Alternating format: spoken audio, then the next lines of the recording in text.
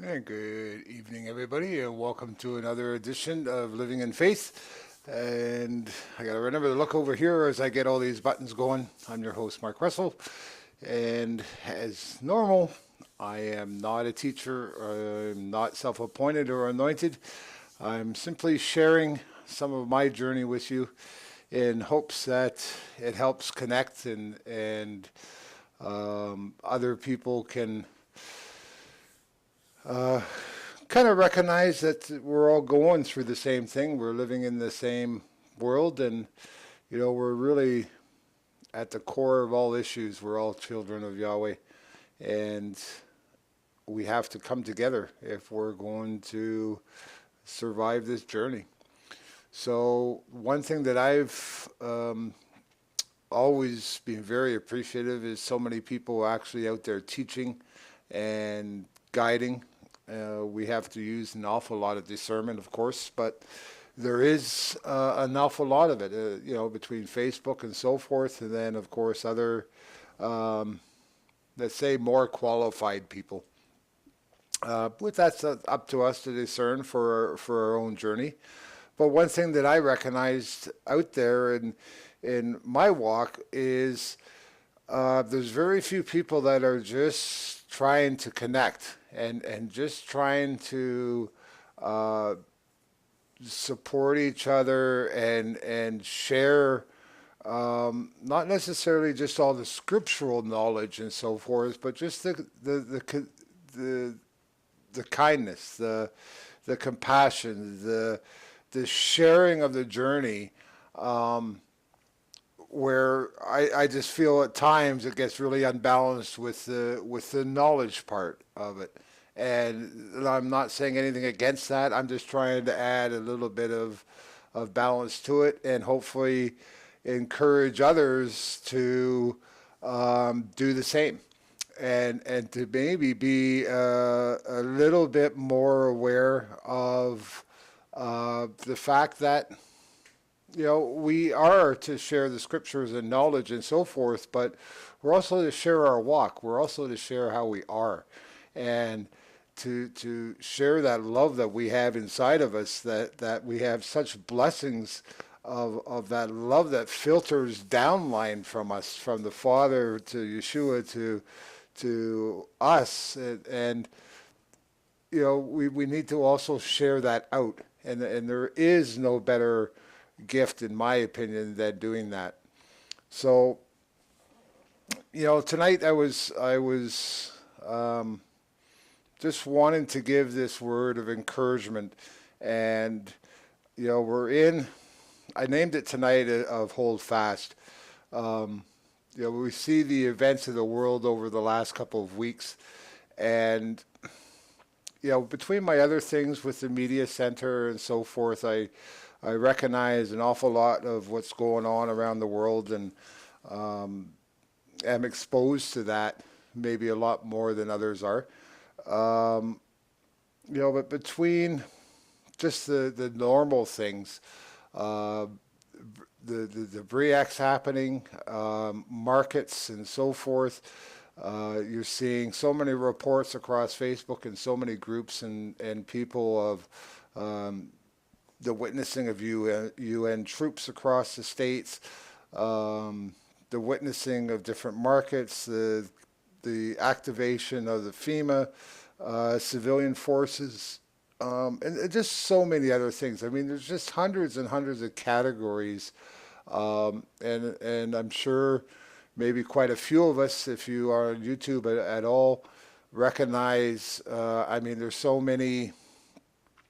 Um, End time things with weather and events and the threat of war and the U.S. sending more destroyers to the Balkan seas and the list just seems to keep on going. It just seems that Hasatan is just bent on keeping us in this fear mode and this panic and this deluge of distraction with everything.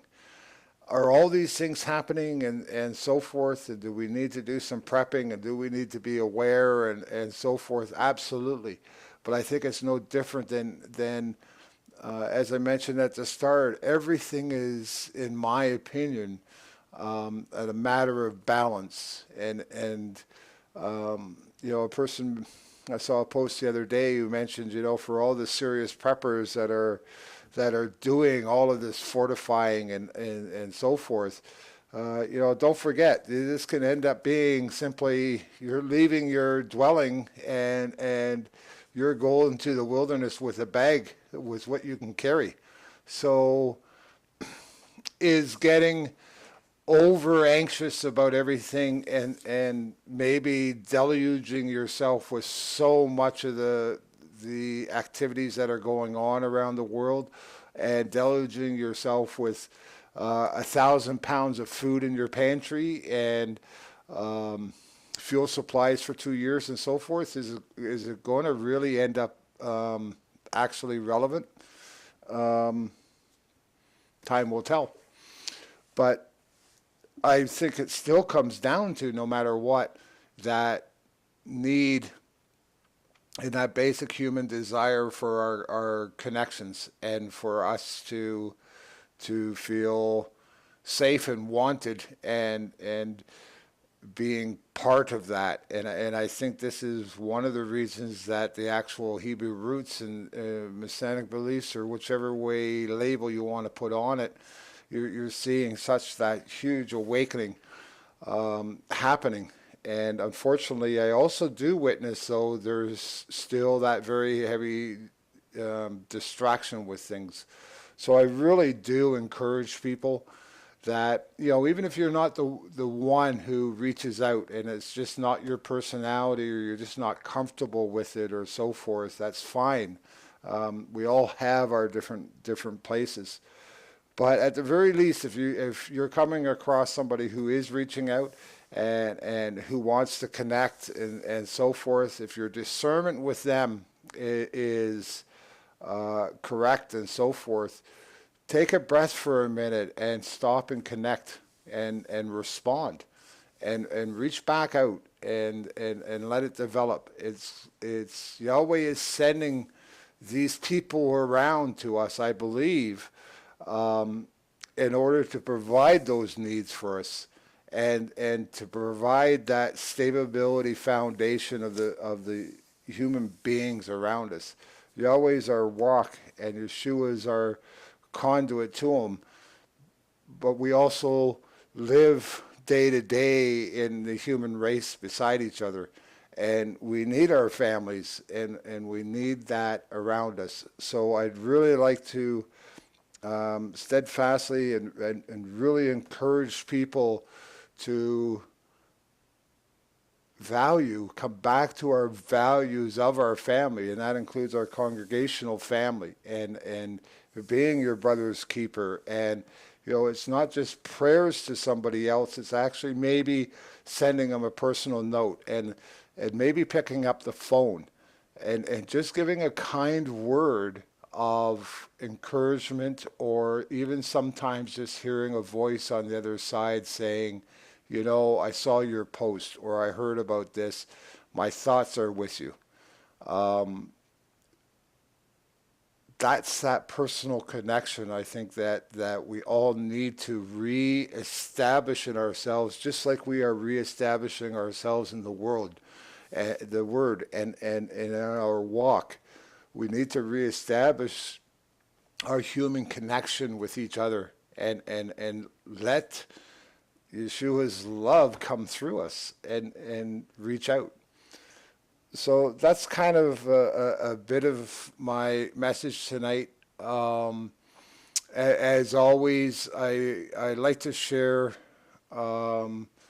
what I've been doing. I think last week's Sabbath with MTOI and Steve has just been very powerful lessons on the Ruach. We were into part 3 of it on the last Sabbath.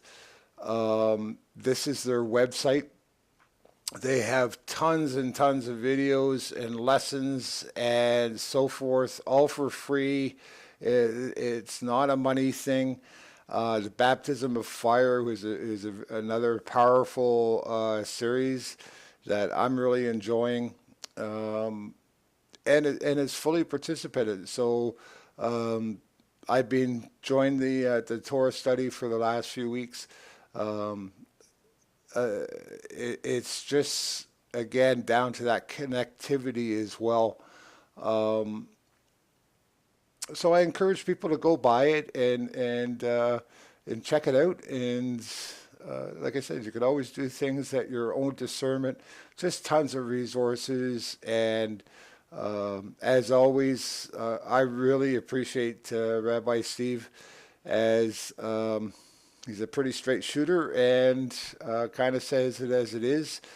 And I've made my discernment about it for myself, and I've made the commitment to stay within this for the next year and really follow the observance unless I see some kind of real twist or something that I've never recognized, unless the Yahweh really directs me to get away, which I can't see happening at this point. But you always do use your discernment and test everything. So they got a great YouTube channel with just hundreds of hours of lessonings over the years. And I really appreciate this isn't somebody who's coming on the scene after 5 years coming out of a church program and saying that he just knows everything. So give it an opportunity and see what Yahweh directs you to do. I wouldn't mind at all showing you a quick 3 minute, 30-second little clip. This is part of the YouTube channel. And he does have these short, in-focus clips that are all part of bigger teachings and so forth, but really give great little snippets of it. I enjoy seeing a couple of them through my day just to bring me back into line with my walk. So I'll give a quick play of this, and I hope you enjoy it. For 7 times a righteous man falls and rises, but the wrong one stumbles into evil. So bear in mind when he says 7 times a righteous will stumble, okay, a righteous will fall, that means that don't be surprised when you fall. But you're going to rise back up. You get back up, you brush yourself off, and you keep moving forward.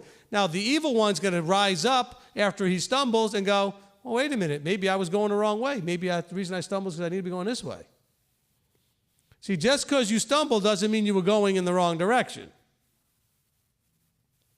Just because you stumbled doesn't mean you need more information than that. This is really key that we understand that you can't make decisions, come to conclusions the way we do often with the very limited amount of information that you're working with. Okay, I stumbled, and so now I got to figure out why I stumbled and what to point the finger at. What am I going to blame for that? And so easily we can blame the wrong thing. This is why you get those crises of faith. In other words, a lot of times people, when they learn about their health and their body and they go on some sort of a cleansing, will have a crisis that they call a healing crisis, where their symptoms temporarily get much worse before they get better. And then you're led to that thought, maybe I'm doing the wrong thing. And you're told, no, you got to push through this. This is expected. It's what we call a healing crisis. All right? Well, the same thing happens in faith. You may be getting a little bit of success as you first start walking this out, but don't be surprised that he allows the bottom to fall out occasionally just to see whether or not you are strong. Because he says, look, when you face adversity, we're going to find out if you are little of strength. He says, if you falter in the day of distress, your strength is small. He needs to see how strong you are. He's got to let you fall a little bit. And see, are you going to blame him? Or are you going to realize it's just time and chance or some other thing that you were supposed to get your attention on? Maybe you had gotten complacent. Maybe you'd gotten cocky and full of yourself. Maybe you'd gotten overconfident and over entitled. That's a big one. Maybe at some point you thought, well, because I'm doing this now, I'm entitled. I have an expectancy. Well, he'll take care of all this because I'm special now. And so then he reminds you that you're not so special. You're just you. And that should be special enough, by the way. But not that you should think of yourself as some special thing. He thinks of you as special. That's what's important. When you start thinking of yourself in that way and you start getting a little full of yourself, pride, vanity, ego, he's going to let the bottom drop out of there just to kind of wake you up a little bit. Okay, you're all very special in his eyes. Be careful about becoming special in your own eyes.